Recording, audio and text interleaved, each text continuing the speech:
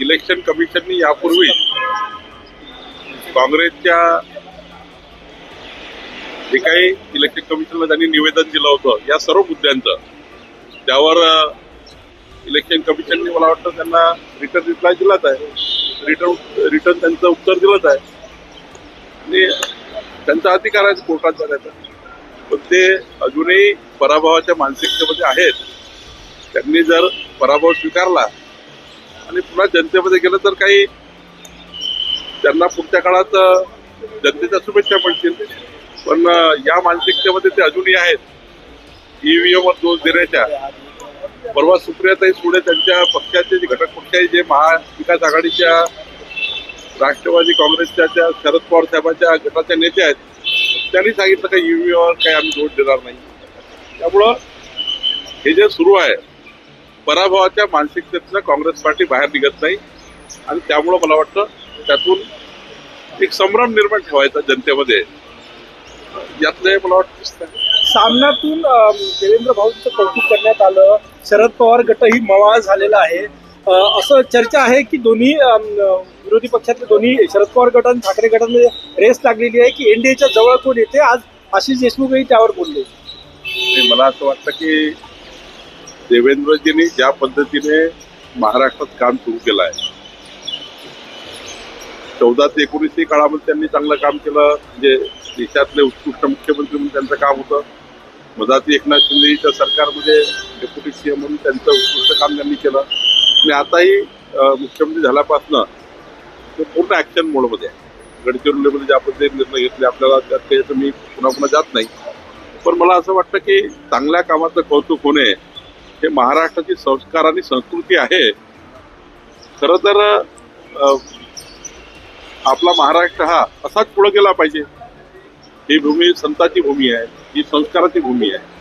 हेच अपेक्षित आहे महाराष्ट्राला. सुप्रिया सुळे यांनी श्वेतपत्रिकेची मागणी केली की डीपीसीचे पैसे लाडकी बहीण योजनेसाठी भरती केले जात आहे. राज्याची वित्तीय तूट दिवसेंदिवस वाढत आहे.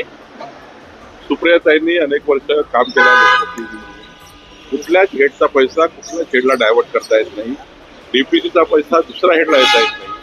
लाडक्या बहिणीचा हेडचा पैसा दुसरीकडे देता येणार नाही. त्यामुळं राज्याची स्थिती भक्कम आहे. मोदींचं सरकार आमच्या सोबत आहे. डबल इंजिन सरकार महाराष्ट्रामध्ये आहे. इकडे मोदींचं सरकार आम्हाला मदत करत आहे. महाराष्ट्राचं सरकार देवेंद्रजी मुख्यमंत्री आहे आणि त्यामुळे मजबूत सरकार आमच्या सोबत असल्यामुळं आणि देवेंद्रजी सारखा एक अत्यंत अर्थतज्ञ मुख्यमंत्री महाराष्ट्रात आहे. अजितदादाही आहे. एकनाथजी आहेत. त्यामुळं राज्याची घडी एकदम चांगली आहे. 100% आमचं डबल इंजिन सरकार मोदी सरकारने आमचं सरकार म्हणून जे जे वचनं जे आश्वासनं महाराष्ट्राला दिले ते आम्ही पूर्ण करू.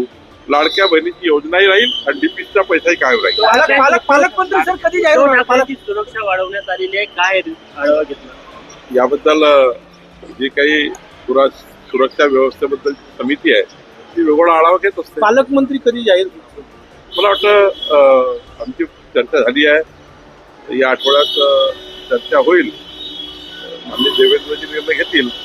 पण तिन्ही पक्ष म्हणून आता आम्ही याच्या अंतिम ह्याच्यावर आलो आहे. अपात्र ठरलेल्या ज्या लाडक्या बहिणी त्यांचे पैसे परत घेतले जाणार आहे अशी कारवाई होणार आहे काय? नुसता संभ्रम तयार करतायत. जे लाडक्या बहिणीचे अधिकृत लाभार्थी आहेत नियमाप्रमाणे आणि जो शासन निर्णय झाला होता लाडक्या बहिणीबद्दलचा त्यामध्ये कुणी गैरफायदा घेतला असेल तेवढाच रिव्ह्यू होणार आहे. बाकी योजना जशी आहे तशीच आहे तशीच चालणार आहे. विरोधक कांगाव करतायत पण योजना तशीच चालणार. 5 बीडमध्ये सर्वपक्षीय मुख्य मोर्चा होता त्यामध्ये धनंजय मुंडेंच्या राजीनाम्याची मागणी करण्यात आलेली आहे. मी आधीच सांगितलं की या प्रकरणामध्ये मोठा तपास सुरू आहे. देवेंद्रजींनी संपूर्ण तपास यंत्रणा कामात लावलेले आहे. तपासामध्ये जे निष्पन्न होईल त्यांना थोडी वाट बघितली पाहिजे. याचा राजीनामा मागा त्याचा राजीनामा मागा. शेवटी काही तर निष्पन्न व्हावं लागेल. काही निष्पन्न झालं तर तुम्हाला राजीनामा मागता येईल.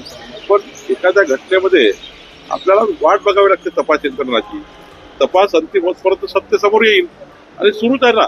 रोज त्याच्यामध्ये इतकं काम चालू आहे सरकारचं आणि इतकं सिरियस ते देवेंद्रजी आणि सरकारने घेतलं आहे. मला वाटतं याच्यातून निष्पन्न निघेल. जेव्हा निष्पन्न निघेल तेव्हा महाराष्ट्राला कळेलच. मराठी प्रकरणामध्ये जरांगे म्हणाले की संतोष देशमुख यांच्या कुटुंबाला जर धक्का लागला तर आम्ही धनंजय मुंडेला रस्त्यावर फिरू देणार. मला वाटतंय की असे बोलणे, असं चर्चा करणे ही गरजच नाही आहे. शेवटी सरकार हे सर्व बाबींनी काम करतं. ज्या ज्या सुरक्षा ज्यांना ज्यांना द्यायच्या असतात ते पूर्ण सुरक्षा सरकार देतं.